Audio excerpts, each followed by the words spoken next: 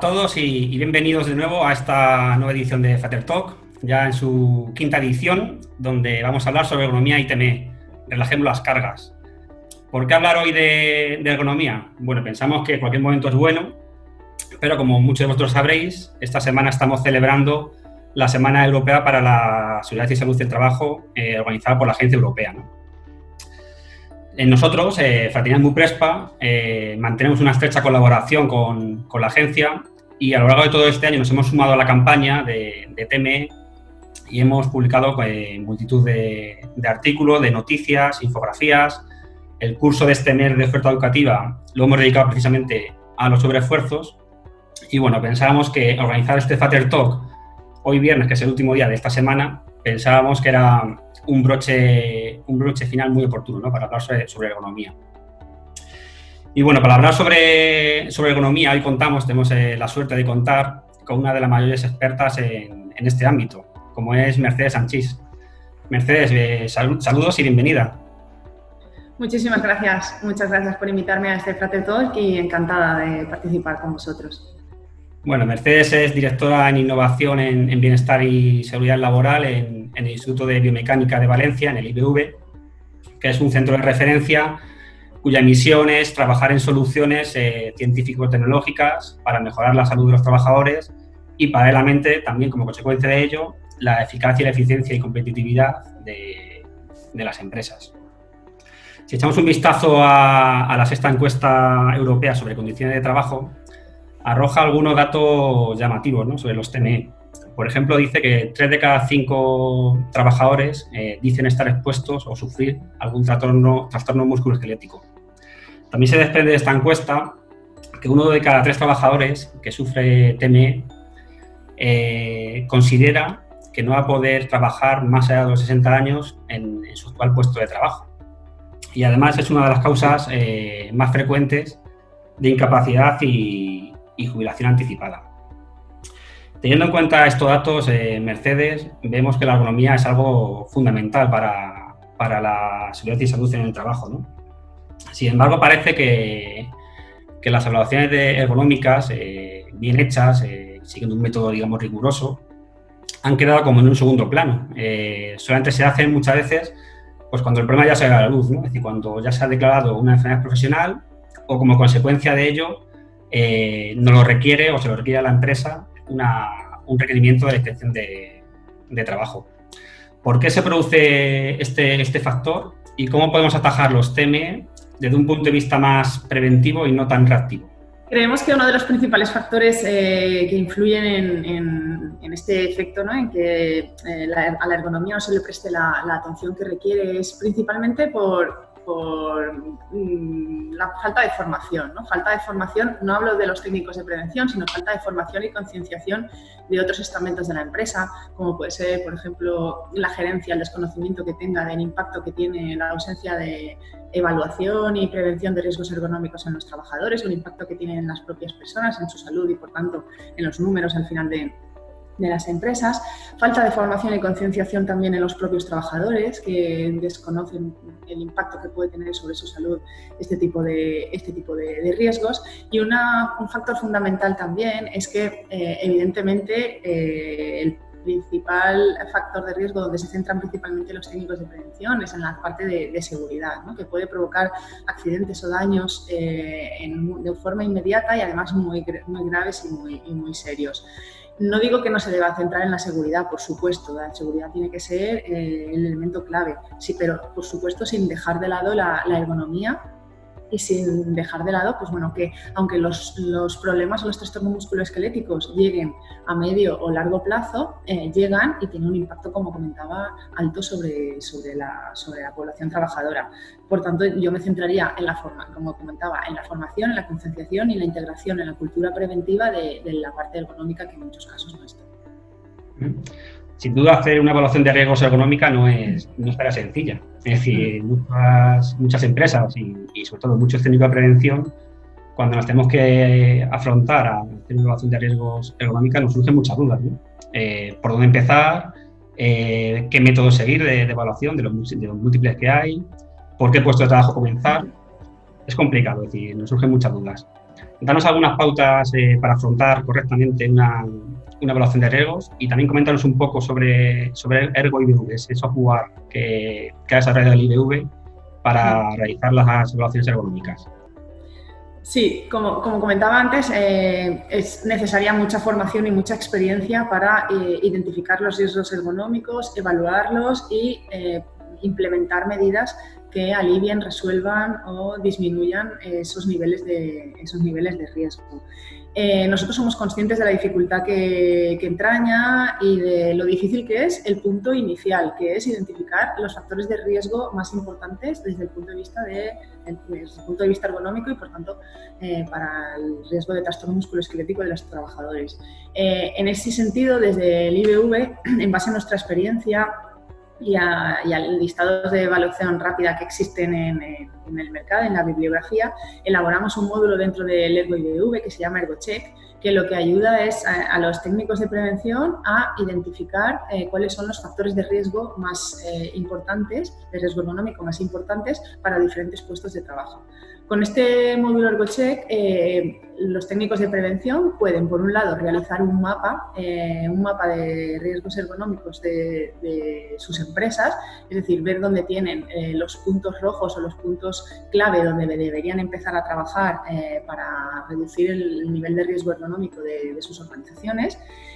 A posteriori, puede identificar cuáles son, como contaba, los factores de riesgo más importantes en cada uno de los puestos, y ese mismo módulo ErgoCheck, una vez identificados, con un checklist, una vez identificados cuáles son los factores de riesgo, te indica cuál es la metodología más adecuada que deberías utilizar para realizar esas evaluaciones de riesgos ergonómicos. O sea, que te sirve pues, para seguir todos los pasos que deberías seguir en una organización, que es primero ver cuáles son aquellos puestos que tienen ahora mismo una necesidad de actuación más inmediata, después identificar cuáles son esos factores de riesgo y, por último, cuál es la metodología que deberías aplicar para evaluarlos. Luego queda la otra asignatura, que es, a pesar de hacer una buena evaluación de riesgos económica rigurosa y siendo un método fiable, vamos a decir, luego queda esa asignatura pendiente de que realmente se aplique lo que dice la evaluación, ¿no? Y no quede olvidada en algún cajón, ¿no? Que muchas veces también es lo que falta, ¿no? Es decir, completar el proceso, ¿no? Que es, digamos, tenemos que cerrar un poco el círculo, ¿no? Es decir, hacer evaluación, pero también las medidas que se desprenden de ella, ¿no? Y muchas veces, perdón. Cuenta. Sí, muchas veces el problema en la implementación radica inicialmente en identificar cuál es esa mejora que debe realizar, que muchas veces no es inmediato. En segundo lugar, el coste que puede implicar la realización en muchos casos, de un rediseño completo de un puesto de trabajo. Y en tercer lugar, el papelón que tiene el técnico de prevención de que muchas veces es casi necesario tocar la producción.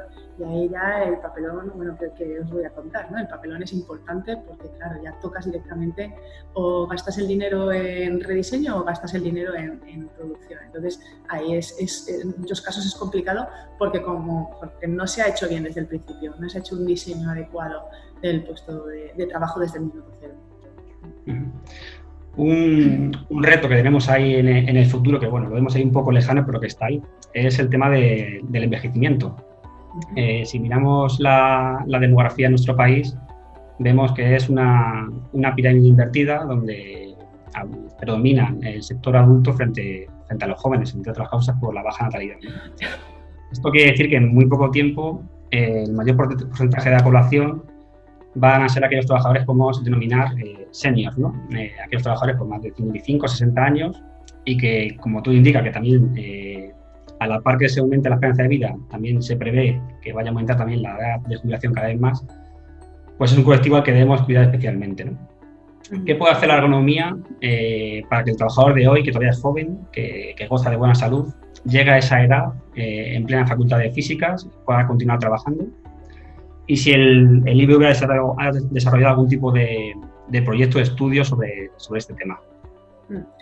Sí, en el IBV, aparte de salud laboral, trabajamos en otros ámbitos. Uno de los ámbitos que hemos tocado desde nuestro nacimiento es el ámbito de las personas mayores y hemos trabajado mucho en conocer cómo a medida que nos hacemos mayores vamos perdiendo capacidades, tanto físicas como cognitivas, ¿no? Eso nos ha permitido poder trabajar en la realización de recomendaciones de cómo debería ser un puesto de trabajo, teniendo en cuenta esa pérdida de capacidades que vamos teniendo a medida que envejecemos.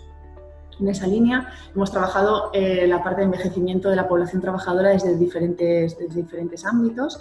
Desde el ámbito más, digamos, más inicial, que es el diseño de puestos de trabajo, teniendo en cuenta las características de la población mayor, teniendo en cuenta que, por supuesto, cada uno envejece de una manera, ¿de acuerdo? Hay gente que envejece mejor y gente que envejece peor, por diferentes características, por supuesto, desde el puesto de trabajo, pero también hay una componente de hábitos de vida, una componente genética, que eso queda un poco fuera del alcance, pero bueno, hay un patrón común de pérdida de capacidades.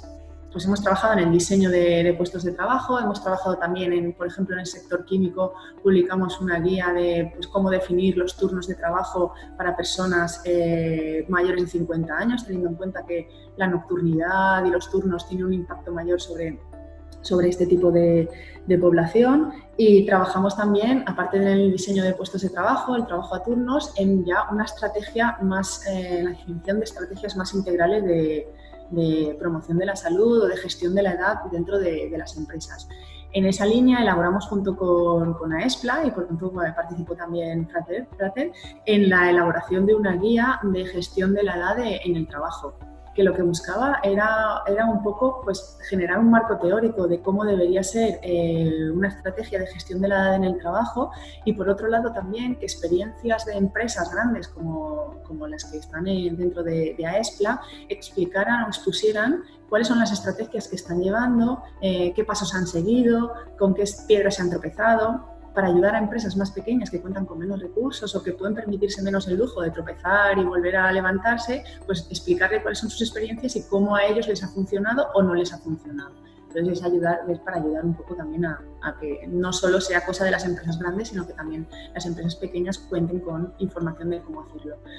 En esta línea también dentro del Ergo IBV, también conocedores de que, bueno, lo que ahora, la pirámide que ahora es un barril y que pasará a ser una pirámide invertida, como tú bien decías, hemos trabajado en un módulo nuevo que se publicó el año pasado, que se llama Ergo más 50, que lo que busca es hacer un cruce entre las demandas de los puestos de trabajo de las empresas y las capacidades que tienen en ese momento la población trabajadora de más de 50 años, ¿no? de esa propia empresa. Entonces, lo que buscamos es hacer un cruce entre cómo son los puestos de trabajo de esa empresa y cómo se ven los propios trabajadores y cómo se verían, si se verían capaces, como tú decías antes en las encuestas, si se verían capaces de ocupar esos puestos dentro de 10 años, para hacer un cruce e identificar cuáles son los puntos rojos sobre los puestos de trabajo que ocupados por estas personas deberían trabajarse.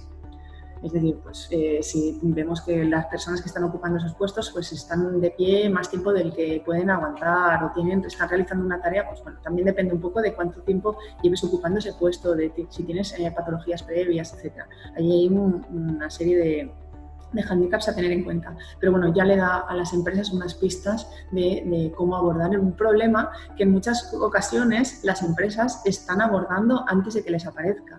Es decir, lo ideal es que se empiece a abordar no cuando los trabajadores ya tienen 60 años, evidentemente, sino previamente, ¿no? Cuando los trabajadores ya están empezando tú ya lo ves venir, que tus trabajadores ahora tienen 45, dentro de 5 años tendrán 50 y así irán envejeciendo, ¿no? Pues vamos a prevenir, como decíamos, a trabajar la ergonomía desde la prevención y no desde poner parches a algo que ya es una realidad. Sí, sin duda, totalmente de acuerdo, ¿no? Es decir, para llegar a esa edad en buenas condiciones es necesario trabajar de mucho, y como bien dice, de una forma más que nunca preventiva, ¿no? Otro reto que tiene la ergonomía es sobre el colectivo de la mujer. Afortunadamente, la mujer ya está presente prácticamente en cualquier sector, incluso en aquellos que hasta hace poco estaban, o continúan todavía, muy masculinizados y que conllevan en ocasiones mayor carga física, postural y de manejo de carga, ¿no? Y también vamos a la otra parte, ¿no? Es decir, sectores como el sanitario muy feminizados, pero que también conllevan esa importante manipulación de carga, ¿no? ¿Qué tiene que decir la perspectiva de género sobre la ergonomía y qué evolución ha experimentado con los años? Pues creo que la perspectiva de género tiene mucho que decir porque se ha hecho poco en la parte de evaluación de riesgos y en la parte de ergonomía prácticamente, no quiero decir nada, pero vamos, muy poco, muy poco. Nosotros ahora, este año, hemos iniciado un proyecto de 3 años que se llama Proyecto Género. Es un proyecto subvencionado por el Instituto Valenciano de la Competitividad Empresarial y lo que busca es un poco ver cuál es la realidad de la integración de la perspectiva de género en las evaluaciones ergonómicas de puestos de trabajo y en el diseño ergonómico de puestos de trabajo. Hasta ahora, lo único que hemos hecho durante esta primera anualidad es una revisión bibliográfica y una identificación de la realidad de las empresas. Nos hemos centrado en la Comunidad Valenciana ahora mismo, una identificación de la realidad de las empresas de la Comunidad Valenciana, de cuál es la integración de la perspectiva de género. Y la verdad es que no te dicen, ¿y eso qué es? Casi un poco por vergüenza, ¿no? Pero vamos, básicamente no existe la integración de la perspectiva de género. En las metodologías tradicionales de evaluación de riesgos ergonómicos, excepto en la manipulación manual de cargas, prácticamente no se tiene en cuenta la perspectiva de género. Bueno, y por supuesto en el caso de estar embarazadas. Pero lo que nos está permitiendo este proyecto, que dentro de 3 años finalizará con una guía para ayudar a las empresas en cómo integrar la perspectiva de género en la evaluación de riesgos ergonómicos y en el diseño de puestos de trabajo, lo que nos está permitiendo es pues, ver que nos queda mucho trabajo por hacer, que hay una ausencia total ¿cómo le llamaría?, de sensibilidad en el tema de género en la evaluación de riesgos ergonómicos y que incluso en aquellos sectores feminizados es la variable masculina, digamos, la que se tiene en cuenta a la hora de realizar evaluaciones de riesgos ergonómicos, lo que ya todavía es más triste si cabe, ¿no? Y también esto queda un poco fuera de la ergonomía, también en este proyecto lo que queremos trabajar es el tema de EPIs. Sabéis también que las EPIs se han desarrollado teniendo en cuenta antropometrías masculinas hasta el punto de que los chalecos antibalas no tienen espacio para los senos, los zapatos están diseñados para hombres, pero es que en el momento que estamos ahora, ya donde la perspectiva de género ya se supone que se debe dar por hecho, los exoesqueletos, por ejemplo, que es un tema del que también me gustaría hablar, están diseñados para hombres, no se tiene en cuenta la antropometría de la mujer, ni que la mujer tiene pechos y por supuesto ahí no podemos apoyar cargas, o sea que incluso en la actualidad los diseños que se están desarrollando ahora mismo tampoco tienen en cuenta esa perspectiva de género, entonces hay mucho trabajo por hacer y ahí estaremos. Bueno, actualmente en el mundo en el que vivimos una época de constantes cambios y ya no voy a decir casi una evolución, sino una revolución de la forma de trabajo, ¿no? de cómo aparecen nuevas formas de trabajo, por ejemplo, con el e-commerce, ¿no? El comercio online, que al final lo que ha hecho ha sido disparar todo lo que conlleva pues, el trasiego de mercancías, la manipulación de cargas. Han aparecido también los riders últimamente. ¿Cuáles son los retos más inmediatos a los que tiene que hacer frente la ergonomía? Sí, pues en el tema del e-commerce la verdad es que le hemos dado vueltas a cómo podríamos aportar a este sector, a esta parte del sector de la logística más incipiente si cabe todavía ahora con el tema de la pandemia, ¿no? En el que no podíamos o no queríamos salir a comprar por miedo y pedíamos la compra y tal. Pues bueno, uno de los principales problemas del e-commerce es que ya no podemos hacer el transporte de la mercancía como lo hacemos dentro de la industria, con traspaletas, con toritos, con ese tipo de mecanismos, sino que los clientes queremos unidades, queremos surtido variado, entonces el riesgo al que se enfrentan las personas que están preparando, que están haciendo el picking, es muy difícil de evaluar, porque ahora el cliente de antes quería 5 kilos de patatas y 3 kilos de cebollas y un pescado, y el siguiente quiere otra cosa totalmente diferente. Entonces, hacer una evaluación de riesgos en esas condiciones es bastante complicado. Entonces, nosotros queremos empezar a trabajar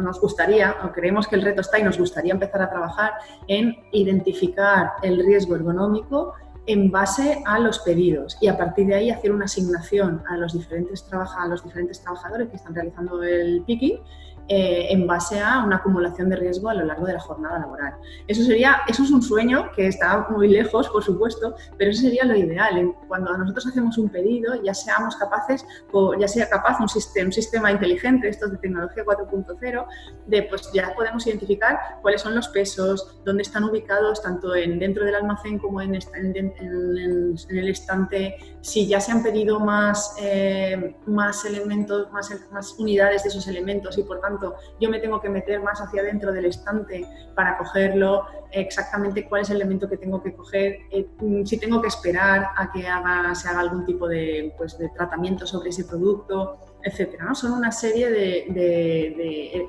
elementos a tener en cuenta que nos son útiles para hacer una evaluación de riesgos ergonómicos y que nos pueden permitir cuantificar el nivel de riesgo antes de que el trabajador lo vaya a hacer. Y a partir de ahí, como comentaba, hacer una asignación de cuáles son los pedidos que vas a preparar tú como trabajador, porque el nivel de riesgo acumulado a lo largo de tu jornada es X o Y. Ese sería el reto ideal. Y en cuanto a los riders, pues bueno, ojalá ahora la preocupación principal de los riders sean los riesgos ergonómicos, pero bueno, creo que hay que empezar a trabajar pues, en evaluar pues, la carga física que supone, por identificar exactamente cuáles son los riesgos de ese puesto, cuáles son las tareas exactas que hace el rider y después cuál es la carga de trabajo que supone los desplazamientos y con eso realizar un poco en la misma línea en la que comentaba con el e-commerce, ¿no? Hacer una asignación de repartos o de cargas a repartir teniendo en cuenta que ya conoces a priori cuál es el riesgo de cada uno de estos repartos. Comentabas en tu respuesta lo que la tecnología nos puede ayudar en el campo de la ergonomía, ¿no? Por ejemplo, nosotros en Fraternidad recientemente hemos incorporado en la aplicación de Mi Frater Paciente hemos incorporado lo que hemos llamado una telefisio, ¿no? Que lo que hace es a esos pacientes que están siendo actualmente tratados por Fraternidad, por un proceso que tenga de accidente laboral o enfermedad profesional, con esa aplicación el trabajador de su casa puede seguir una serie de ejercicios que esta fisio le recomienda hacer, ¿no? Y hacerlo de su casa y combinar un poco esa parte asistencial presencial con la que puede realizar en casa y progresar mucho en la cura de la lesión, ¿no? Es una forma, digamos, de que la tecnología puede ayudar, ¿no? ¿Qué oportunidades de mejora puede aportar la tecnología en el campo de la ergonomía? Y ya que antes también lo has lanzado, me gustaría también saber un poco tu opinión sobre los exoesqueletos. Podemos aquí, si tenemos tiempo, abrir un debate sobre los exoesqueletos, sus ventajas, inconvenientes, si son más los inconvenientes que las ventajas, en fin. Danos un poco también tu opinión sobre los exoesqueletos. Vale. Pues primero, desde el punto de vista de la tecnología, nos puede ayudar en dos vertientes principales. Una, en facilitar el trabajo a los técnicos de prevención. Bueno, que casi sería esa la principal, porque en las dos aplicaciones ayuda al técnico de prevención, que es ayudándole mediante inteligencia artificial, por ejemplo, a realizar las evaluaciones de riesgos ergonómicos de una forma más eficiente, es decir, no teniendo que seguir todos los pasos que se siguen actualmente para hacer una evaluación de riesgos ergonómicos, que son realmente muy, muy tediosas, sobre todo en la aplicación de algunas metodologías, y en esa línea ya estamos trabajando. Otra podría ser la realidad virtual aplicada al diseño ergonómico de puestos de trabajo. En esa línea también estamos trabajando en un proyecto dentro del Instituto Valenciano de la Competitividad Empresarial de la Comunidad Valenciana. Y ahora mismo la realidad virtual ya se está utilizando de forma amplia en temas de seguridad. ¿Por qué no llevárnoslo a la ergonomía, ¿no? ¿Por qué no llevárnoslo a que yo diseño un puesto de trabajo, diseño un avatar de una persona o de varias personas con diferentes antropometrías de acuerdo a las personas que van a ocupar ese puesto de trabajo y hagamos una evaluación de las tareas de ese avatar realizando las tareas en ese puesto de trabajo y modifiquemos en tiempo real mediante la realidad virtual el puesto de trabajo para reducir al máximo el nivel de riesgo. De forma que cuando ya lo vayamos a fabricar ya sepamos que es adecuado desde el punto de vista ergonómico para esas personas que con una antropometría concreta van a ocupar ese puesto de trabajo. Yo sé que estamos muy lejos todavía de eso, sobre todo del avatar, de la realidad virtual no estamos tan lejos, del avatar estamos más lejos. El primer paso sería la realidad virtual junto con un humano. Realidad virtual y un humano con instrumentación, eso sí que está bastante más cerca. pero la realidad virtual con el avatar está un poco más lejos. Pero bueno, soñar es gratis y yo, si no el año que viene, en breve también veo el tema del avatar. ¿Cómo estamos trabajando nosotros, por ejemplo? ¿Qué tipo de algún proyecto que llevemos que en la tecnología puede ayudar? Estamos trabajando en un proyecto europeo que se llama Bionic, que lo que está desarrollando es un sistema, en este caso es un chaleco, pero podría ser otro sistema de instrumentación, que se pueda colocar de forma cómoda, que no necesite un experto, que vaya colocándole los sensores al trabajador. Está pensado para trabajadores mayores. Y lo que busca es dar información en tiempo real de si el trabajador está expuesto a algún riesgo ergonómico. Es decir, que si el trabajador, mientras está realizando sus tareas y lleva el chaleco puesto, está adoptando una postura inadecuada, está levantando una carga excesiva o está realizando la repetitividad es más alta de lo que debería, avisa en primer lugar al trabajador de lo que estás haciendo, te puede incurrir un riesgo para ti, y por otro lado el servicio de prevención, que debe identificar si ese riesgo en el que está incurriendo la persona es debido a que el puesto no le da otra posibilidad y por tanto hay que trabajar sobre el puesto, o es debido a que el trabajador o la trabajadora lo está realizando de forma errónea, o hay que formar más a la persona para que lo realice de una forma adecuada y menos lesiva para él o ella. Va un poquito más allá, además del tema ergonómico, también aborda el tema del ritmo cardíaco, del tema de temperatura, para identificar si la temperatura que está adquiriendo es demasiado alta, la temperatura corporal es demasiado alta, y por tanto también da un aviso. Bueno, es un poco unas ayudas que nos permiten pues identificar, prevenir otra vez que se produzca una lesión, porque estamos teniendo alertas de que algo está pasando. Y por otro lado, concienciar también a la persona de que si lo hace mejor, o que debería hacerlo mejor, si se puede, y que si lo hace mejor, reducirá el riesgo. En cuanto al tema de exoesqueletos, creo que queda mucho trabajo por hacer. Hemos hecho ya bastantes estudios, pero siempre han sido estudios a corto plazo, es decir, hemos evaluado cuál es el impacto que tiene sobre la carga muscular, los exoesqueletos, sobre el nivel de riesgo ergonómico, es decir, si un puesto que antes de llevar el exoesqueleto no tenía riesgo ergonómico, si al introducir el exoesqueleto incurrimos en un riesgo ergonómico, no estamos adelantando nada. Hemos comprobado que eso, por lo menos con los prototipos que hemos trabajado nosotros, no está ocurriendo. Pero no hemos trabajado con qué pasa si los trabajadores llevan ese exoesqueleto durante 8 horas al día, toda su jornada laboral, durante años. No sabemos qué está pasando ahí. Actualmente, en los estudios que hemos hecho nosotros, no hay una aceptación total por parte de los trabajadores. Les siguen provocando molestias, temas, irritaciones en la piel, por los puntos de apoyo. La mayoría de los exos ahora mismo son prototipos, por tanto están mejorando, entonces todavía no tenemos nada definitivo. Pero también quedan algunas cosas por resolver, como por ejemplo aspectos de seguridad. Hay un exoesqueleto que es un exoesqueleto de semisentados que no puede subir o bajar escaleras. ¿Qué pasa si de repente hay un incendio en la empresa y tengo que salir corriendo? No puedo correr con este exoesqueleto. ¿Es fácil quitármelo? ¿No es fácil quitármelo? ¿Me puede provocar un problema? Hay otros exoesqueletos que sí que hemos probado nosotros, que como vas rodeado de hierros, pueden afectar al producto final. Es decir, en el caso de la industria de automoción, esos elementos con los que tú tienes fuera del cuerpo y que no controlas las distancias, puede chocar contra el automóvil y rayarlo en un momento determinado, que también ha ocurrido, ¿no? Entonces, ahí hay una serie de elementos a mejorar. Y también hay dos tendencias en esto de los exoesqueletos.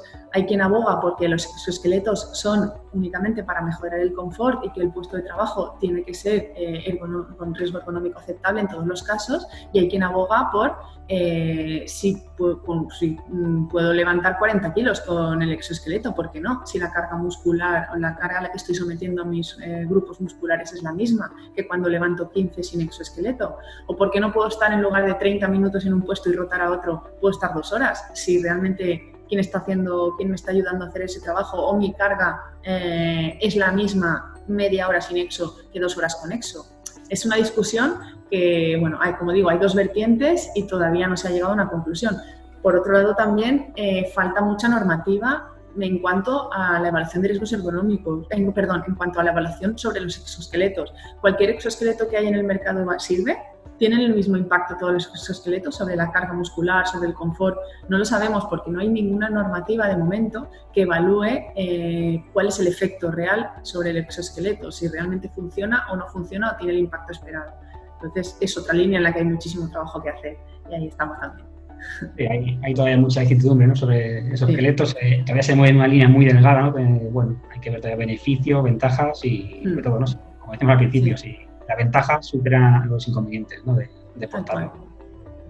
Sí, bueno, porque ahora mismo un exoesqueleto, el más barato son 3.000 euros aproximadamente. Si lo quieres poner en toda tu plantilla, deberías tener uno por trabajador. Lo de compartir exoesqueleto todavía tampoco, temas higiénicos y ahora con el coronavirus mucho más, no debería compartirse. ¿Y cuáles son las ventajas desde el punto de vista, el retorno de la inversión que va a tener esto para, ¿no?, ya mirando por parte del empresario? Si lo único que voy a hacer es mejorar confort, si mi puesto de trabajo no tiene riesgos ergonómicos aceptables, ¿por qué voy a hacer una inversión en esa línea? Es un poco también la duda por parte del empresariado que existe. Bueno, antes de pasar a la pregunta del chat, que ya ha habido algún participante que ha lanzado alguna, coméntanos, dentro de los muchos proyectos que ya habéis acabado en el IBV, coméntanos algo así que pues, sea de especial interés.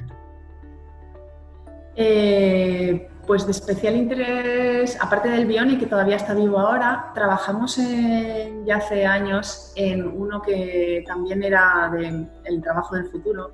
Era dentro de la convocatoria de Factories of the Future, pero que terminó hace un par de años y lo que buscaba era la adaptación del puesto de trabajo a la persona concreta que fuera a trabajar en ese momento. Es decir, que se modificaran alturas, se modificara iluminación, se modificaran ritmos en base a, pues por ejemplo, a la edad de la persona que va a ocupar ese puesto, a su género o a su antropometría, ¿de acuerdo? Entonces, la idea del proyecto y en las 3 pruebas piloto que se hizo se consiguió, pero claro, esto está también todavía muy lejos, es que yo llego a mi puesto de trabajo, le doy a un botón y le digo soy Merche y mi puesto empieza a moverse hasta que se adapta a las necesidades concretas como decía, de mi antropometría, de mi género y de mi edad. Nosotros somos un centro tecnológico. Evidentemente, en lo que nosotros trabajamos está, excepto cuando ya lo aterrizamos dentro del software ERGO-IBV o dentro de aplicaciones concretas que podemos hacer con las empresas, nuestra misión es ir un pasito más allá. Es trabajar sobre tecnología que ahora mismo las empresas ven imposible, pero que esperamos que en un momento dado sea realidad, ¿no? Es un poco, es como la I+D, que parece que no sirve para nada y al final siempre le encontramos una utilidad, ¿no? El I+D que vemos muy lejos. Pues lo que nosotros buscamos es ver cómo podemos ir dando pequeños pasitos para que en un futuro podamos ayudar a las empresas, a lo mejor no haciendo un puesto de trabajo que pueda ser adaptado a las características individuales de cada persona, pero sí, pues a lo mejor no todo el puesto, pero a lo mejor sí que la iluminación pues no es tan complicado poner una bombilla regulable dependiendo de la edad, o no es tan complicado poner una mesa regulable dependiendo también de tu antropometría, o pues son pequeñas claves que se tienen que tener en cuenta a la hora de diseñar un puesto de trabajo. Muy bien, Mercedes, pues si te parece pasamos a las preguntas del chat. Carmen Alvarado ha lanzado una que tú ya has hecho en parte referencia, que decía si hay algún estudio sobre la influencia de los TME al utilizar EPIs que no están diseñados con esa perspectiva de género, ¿no? Ella dice que ha sufrido lo que es llevar una bota de agua y sin esa connotación de la perspectiva de género, ¿no? Y si hay algún estudio sobre la influencia de los TME al no llevar un EPI adecuado, ¿no?, para la mujer. Pues que yo conozca, evidentemente te voy a decir que no lo sé porque que yo conozca no, pero es posible que sí, eso tendría que buscarlo. No lo conozco así a priori, no lo tengo en la cabeza. Ajá. Vale, mira, pregunta también David Belenguer, que a raíz, como muchos trabajadores, ¿no?, a raíz de la pandemia ha empezado a trabajar, en marzo empezó a teletrabajar desde casa y claro, aquí pasan 2 cosas, ¿no? El trabajador que pudo tener suerte de tener una especie como de despacho o oficina, ¿no?, y más o menos, el cambio no fue tan traumático, y aquel trabajador que no tenía en su casa, más allá que una mesa del comedor o la mesa de la cocina, y se puso a trabajar por donde pudo, ¿no? Entonces él dice que qué recomendaciones ergonómicas debe seguir ahora que su casa se ha convertido en su nueva oficina.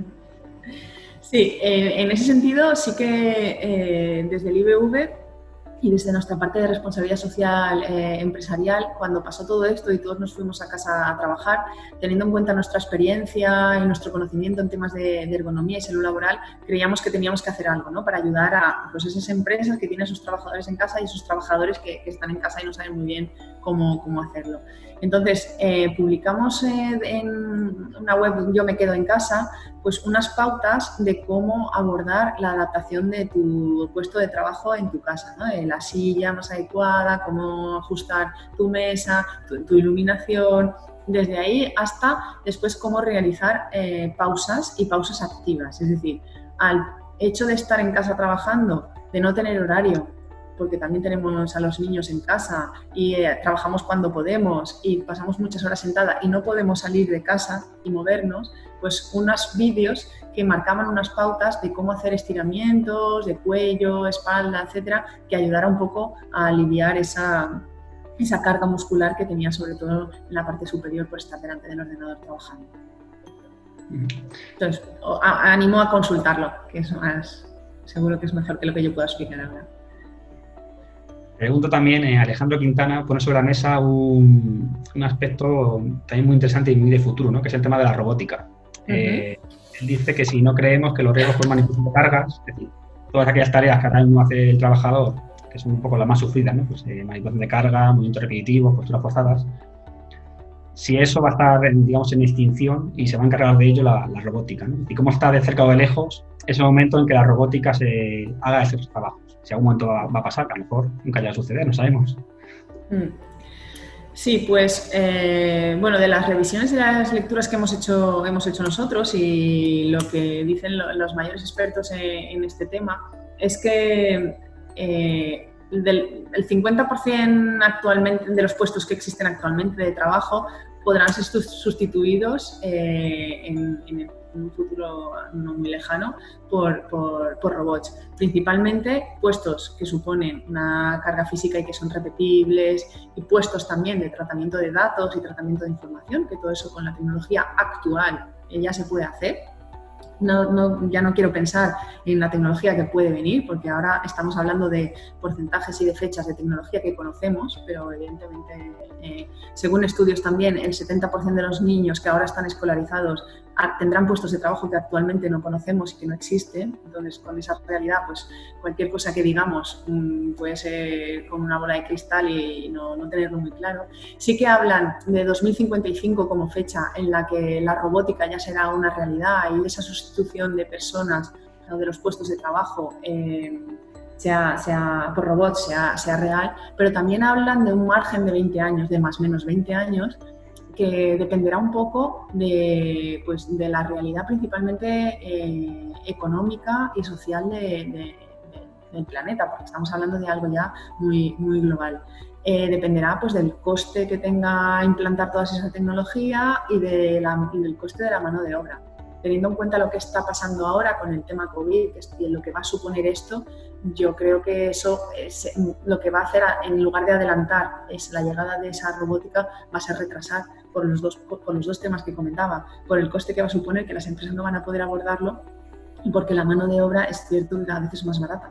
Entonces, el coste-beneficio o la inversión, el retorno de la inversión va a ser a muy largo plazo, porque las personas no me están costando tanto dinero, ¿no? Entonces, esto va a hacer que se retrase un poco. Pero vamos, hablan del 2055 más menos 20, o sea, que imagínate la dispersión es enorme. Ahí está. Muy bien, Mercedes, pues muchas gracias por participar en este Starter Talk. Ha sido un auténtico placer contar contigo, sobre todo sabiendo que esta semana la has tenido, coincidiendo con la Semana Europea para la Seguridad y Salud en el Trabajo, has tenido la agenda muy ocupada, pero nos has hecho ese huequito hoy, este viernes, para compartir estos minutos con nosotros. Por lo cual, desde aquí te agradecemos enormemente tu participación. Nada, es un placer siempre trabajar con vosotros y, bueno, es un gustazo porque sé lo bien que trabajáis y lo que hacéis por la prevención y por la seguridad y salud de los trabajadores. Entonces, ir de la mano de vosotros siempre es un placer. Encantadísimo. Muy bien, pues a continuación voy a dar paso primero a Mar Morales, directora del Departamento de Prevención y Desarrollo de la Cultura de Salud, y después intervendrá Natalia Fernández Laviada, su directora general de Prevención, Creación y Comunicación, que ambas nos van a contar dos novedades muy interesantes, con lo cual yo que vosotros aguantaría hasta el final. Mar, cuando quieras, adelante. Muchas gracias, Carlos. Yo no sé por qué dudas de que no nos van a aguantar hasta el final. A ver, si acabas tú y ya acaba. No, todavía continuamos. Mira, de todas formas, pues muchas gracias, Carlos. Y muchísimas gracias, Mercedes. Es decir, ya lo ha dicho Carlos, que sabemos que es has tenido una semana, lógico, tratando el tema de lo que trata, el tema ergonómico. Pues estoy segura que, claro, que muchas empresas han querido que el Instituto Biomecánico de Valencia esté presente y les dé, pues en cada uno de sus actos, ¿no? Así que por eso, bueno, pues repito el agradecimiento que ha dicho Carlos. Muchísimas gracias por estar siempre, la verdad, disponible. El Instituto siempre está disponible cada vez que os llamamos. Vamos a hacer la gratitud en eso. Y bueno, me ha parecido interesantísimo siempre lo que comentas, aprendemos muchísimo de todo lo que dices y me ha parecido interesantísimo el debate que has abierto en relación con los exoesqueletos. Creo que hay que hacer algo en relación con eso para seguir hablando, porque sí que lo hemos dado como, bueno, pues como la caja mágica del sobreesfuerzo y está claro que todavía queda mucho por hacer. Pero bueno, esto de los aspectos destacables de tu charla se lo dejo, es la parte de Natalia, se lo dejo al espacio a Natalia y yo vengo a contaros a lo que yo irrumpo, porque yo no suelo nunca irrumpir en esto de los Flutter Talk, pero bueno, pues en este me he metido porque llevamos este año trabajando dentro de lo que es nuestro plan de actividades preventivas y cumpliendo uno de los programas de la resolución, que es el programa relacionado con la elaboración y difusión de códigos de buenas prácticas. Pues hemos venido trabajando, elaborando toda una serie de guías que voy a empezar a compartir.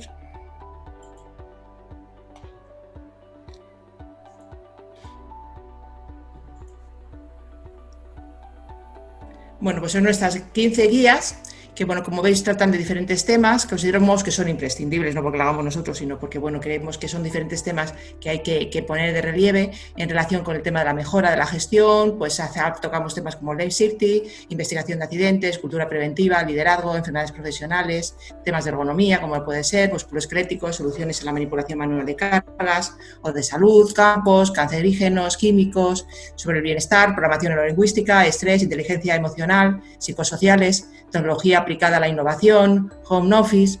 Como veis, bueno, pues son temas que creemos que son muy novedosos, muchos de ellos. Son temas que hay mucho que decir y mucho que abarcar y que, bueno, pero sin embargo, pues que todavía no han sido tratados, ¿no? Por eso nosotros, bueno, pues hemos estado, ya os digo, este año trabajando en esto. Hemos estado trabajando junto con Prevent Control. Es decir, bueno, pues el tema también de trabajar con Prevent Control también es una garantía de que todo aquello que ofrecemos y que los contenidos que se ofrecen son contenidos de una gran calidad y que además, bueno, pues que están expresados y explicitados de manera muy didáctica y además que son como muy prácticos, de manera que también perseguimos eso, el que se pueda. ¿Se ha dejado de compartir? ¿Yo ves esto? No, ¿He dejado de compartir? Está viendo la presentación. Se ha vuelto a ver, ¿no? Pero sí que he dejado de... Se ha puesto en negro como el fin de la presentación, pero ahí no vemos lo que estás compartiendo. Ya está, Mar. Ya está, sí, está. Bueno, estas son las guías que queremos poneros, que os vamos a poner a lo largo durante todo este año. Pero bueno, nosotros fundamentalmente lo que, como miembros de la red, llevamos que ya unos 12 años con la red de la red española y siempre ponemos mucho ímpetu en publicar y en divulgar todos los mensajes de la red española. En este año de la agencia española. En este año lo que queremos es el continuar con las dos guías que tratan sobre temas musculoesqueléticos, que como habéis visto, bueno, pues se tratan de trastornos musculoesqueléticos y soluciones técnicas de la manipulación de cargas. Las presentamos ahora porque, bueno, pues queríamos contribuir con la campaña, pues con estas dos guías correspondientes dentro de iniciar con ellas este proyecto. Muchos nos han comentado, se me marcha, pues bueno, no sé muy bien por qué.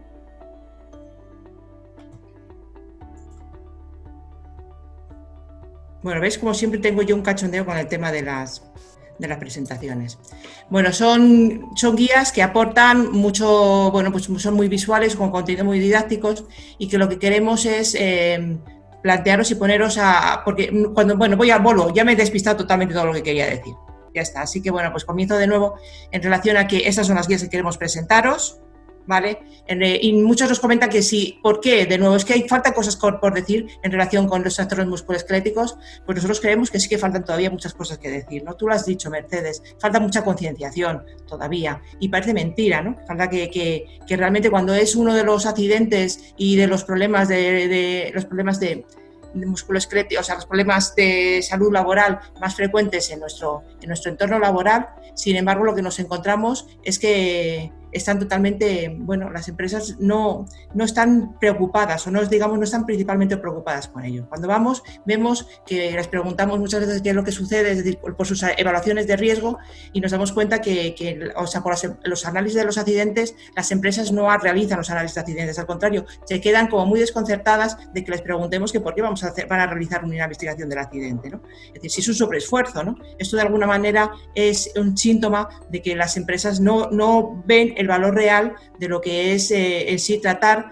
cuáles son y analizar cuáles son los factores físicos, organizacionales o psicosociales que están envueltos y que han tenido lugar a la hora de producir ese accidente. Y si no se trata, no se aborda, pues evidentemente no solamente no se va a rediseñar y no se va a modificar, y además va a seguir ocurriendo año tras año, ¿no? Y van a seguir sin evitarse.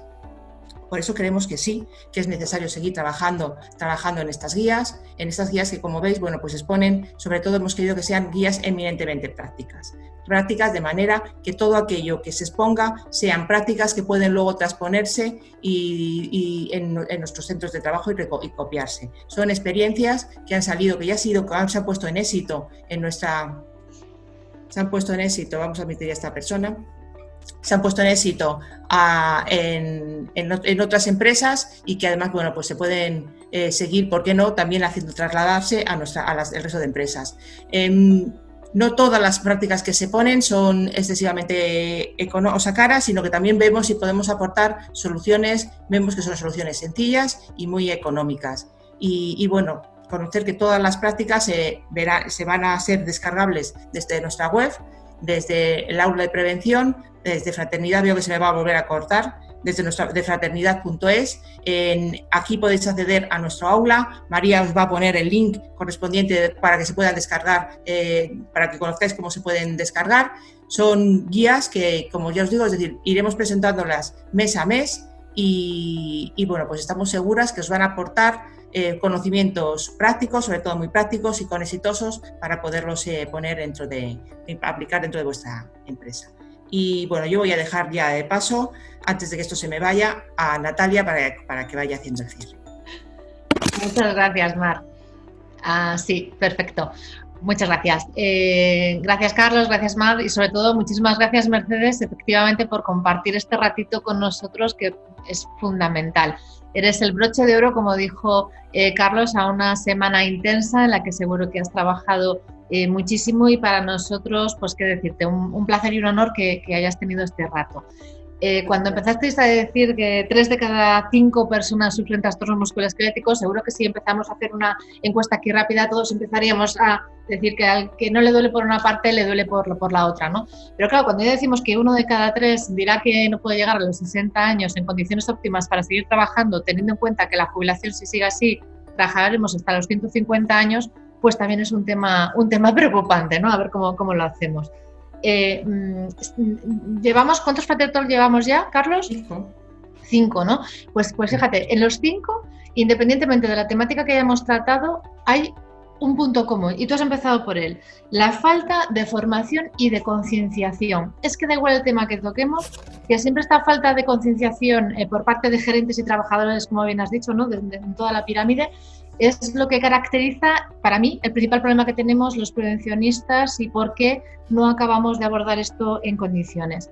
También me ha gustado cuando has hablado del ergocheck del IBV, porque también es cierto, como cuando Mar ha contado todas las guías que tenemos, que trabajamos mucho en muchos temas, pero luego es difícil que sepamos dónde está todo este material y que lo aprovechemos adecuadamente. Es muy importante hacer alianzas, es muy importante contar todos los productos que tenemos en cualquiera de las materias en las que estamos trabajando, y que esto sea aprovechable por las empresas en todo momento. Luego has tocado 2 temas que para mí son claves, porque soy una fanática de la diversidad, Y dentro de la diversidad has tocado el tema senior y el tema mujer. El que hables de los seniors, del diseño de los puestos, de las guías, de la guía de AESPLA, que te agradezco también que la hayas mencionado, que la trabajamos juntas y que ha sido también, bueno, yo creo que un muy buen producto para aprender cómo trabajar, qué estrategia seguir en la gestión de la edad, pues es importante. Y luego el tema de la mujer, claro, en el caso de la mujer, absolutamente obviadas, nada más para el tema reproductivo, no para el tema productivo, con lo cual cuando hay algo en prevención siempre tiene que ver con la reproducción, con el embarazo, la lactancia, ahí sí tenemos cosas. Ahora, en el ámbito de la producción, pues no encontramos una ergonomía adecuada, como has comentado, ni en los EPIs, ni demás. Entonces, ese proyecto de género que dices que tienes en ergonomía me parece fantástico, ya nos lo enseñarás y si podemos participar de alguna manera, nos apuntamos aquí las primeras, que ya sabes que tenemos nuestro proyecto en INGEPRE y que todo esto también nos motiva, nos ocupa y nos preocupa.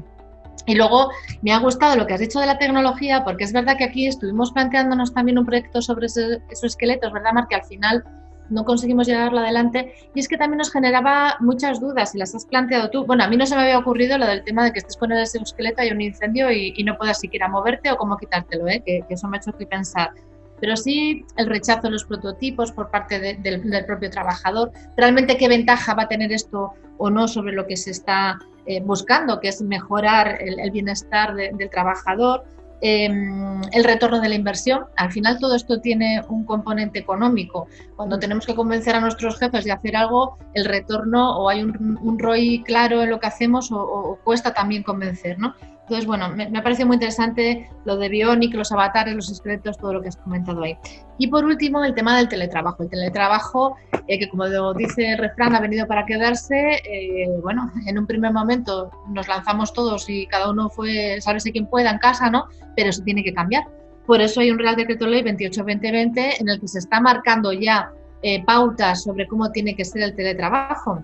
Y veremos en nuestro ámbito lo mismo que los trastornos musculoesqueléticos nos ocupan y preocupan, porque es una de las primeras, de aquí hay médicos que están escuchando esta conferencia, una de las primeras causas de bajas, ¿verdad, Javier?, en nuestra casa y en todas las mutuas. El mayor número de incapacidades también vienen por aquí, luego nos tiene que preocupar.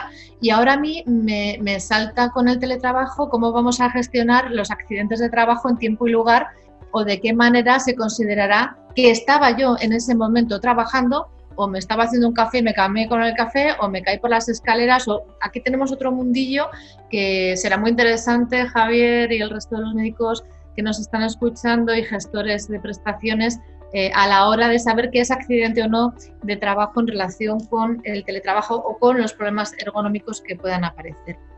Bueno, pues por aquí con esto la parte de tu intervención que me ha parecido fantástica, Mercedes.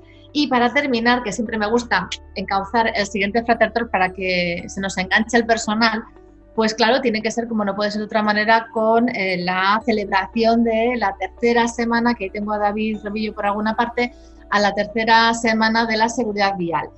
Lo hacemos siempre, lo celebramos, haciéndolo coincidir con el Día Mundial de Reconocimiento de Fallecidos por Accidentes de Tráfico, que es el 15 de noviembre.